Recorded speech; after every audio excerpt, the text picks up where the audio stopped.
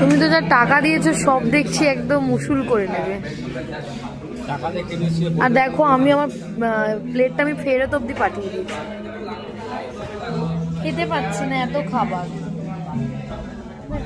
মানে নামেই এই ফিগারটা হয়েছে, খেতে তো পারি না। কিন্তু দেখো রোগা তবুও কত খায়, সে কখন দিয়ে গেছে খাবার, খেয়েই যাচ্ছে। আমি শুধু পাপড়ি চাট আর ফিশ ফিঙ্গারটা দুবার নিয়েছি, কারণ এই দুটো খুব সুন্দর।